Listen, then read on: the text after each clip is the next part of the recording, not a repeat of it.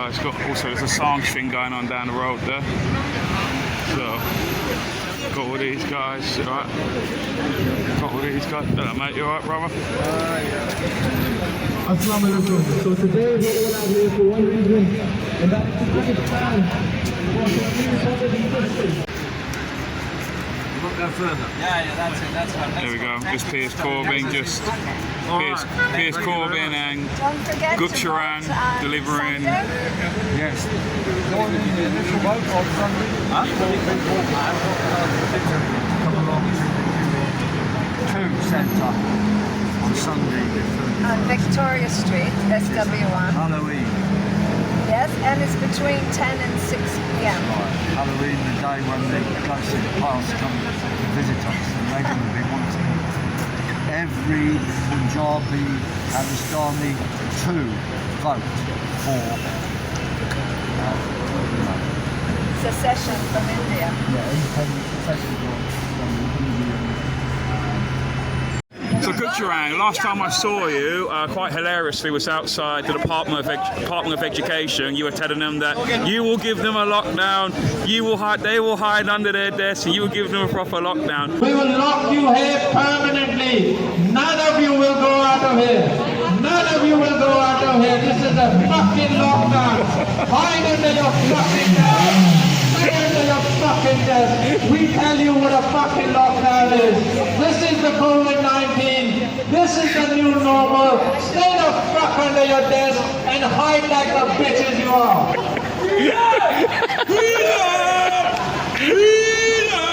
But now we're outside the Indian embassy, and there's a lot of police, isn't there? Yeah. What's going on? Tell us why you're here. I think what people need to realize is the global situation when it comes to human rights is becoming similar everywhere. The situation which we saw in Punjab and Kashmir regarding to human rights is coming to the UK as well.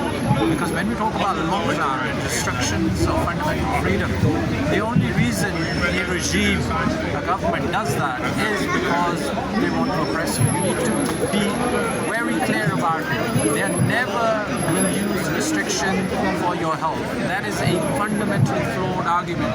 The only reason they ever use restrictions is because they want to commit, in case of Kashmir, because they brought in these restrictions in Kashmir under the guise or political guise to bring all kind of nonsense. But reality of those restrictions equals in genocide.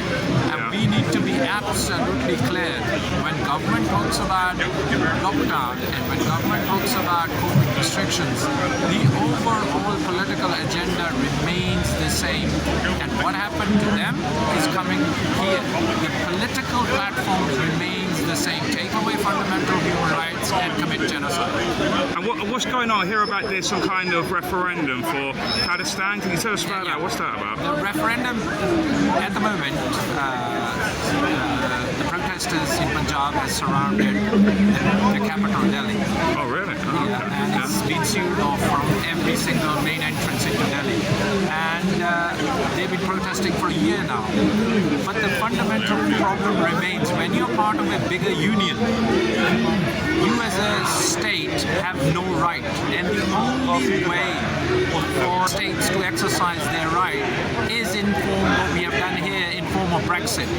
And to have a smaller government. When you have a bigger government, your voice, Punjab's voice, becomes very limited in the Indian Union. I agree. The only way Punjab can have its independent voice and its own power is for Punjab to break away from the Indian Union. And that's what the referendum, which we are starting off in London, in QE2 building on 31st of August. So that would be an example of how the voting will take place on that day. And then that will carry on throughout the UK. And it would be like an international poll where the society, Punjabis and their voice would be heard. And next year the referendum will take place in India itself. Right. It would be an unofficial referendum because the government of India is unwilling to give any state within India its right to have a referendum and their choice to stay with the union or not. And I noticed there's always quite a lot of police around the Indian embassy. Why is that? Do they fear you guys? Like, well, what is it? What's going on? I think since Priti Patel has come, I think she has brought a lot of the third world country with her here, and this is an example of that. Our freedom to protest has been curtailed. We have been pushed by the police on the public footpath opposite the Indian High Commission. We used to be right outside the front. Yes, I remember, yeah. So the thing is, what we have to realize, once you have these characters like Priti Patel, Rishi Sunak, Alok Sharma, Javed, they are going to bring their bit of third world and their fanaticism here.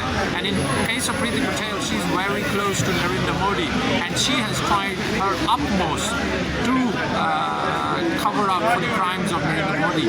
And this protest, she has tried her best to ban these kind of protests. So we need to realize that individuals like Priti Patel, they are not being elected on their merit. They are being pushed just as a symbol of multiculturalism. Right. Well, it's interesting to know what's going to happen on the 31st then, because I've always been quite a big fan of Sikh people. I think they're quite noble, quite warrior-like people. So, and I think, if Pakistan has a mostly primary Muslim country, I believe, and Israel, obviously a country for Jewish people, then hey, why not a country for sort of... Punjab would actually be bigger than Pakistan, so people need to realize the referendum we are taking place, it would be done for nearly 200 million people. Wow. It will have the implications. So it's 10 states in the north of India which are under the referendum. So it's not a small place, it's a very big place. And one more thing, we need to be clear. If Punjab is independent, the concept of war in that region will disappear forever, because the war in that region is on the basis of India and Pakistan. It's got nothing to do with Punjab. Punjab is not a party to a conflict between India, Pakistan or India, China, because Punjab had treaties with both. Pakistan used to be Punjab anyway, so our treaties with that country exist anyway, as Lahore used to be part of the center of Punjab. So our treaties, we will have free movement of people from Punjab, that would be to Punjab, to Pakistan and Kashmir. So conflict in that region will completely disappear. That's great. Well, thank you very much, Gucharan, and good luck with it, yeah? Thank you. Another one, yeah, perfect. Great job. Come here, play the ball. It's good. Will you bring it back so they can enjoy themselves? Okay, that's good. Yeah. For the issue of the Punjab, who should be supporting us people having a referendum and urging the Indian government to recognise the results.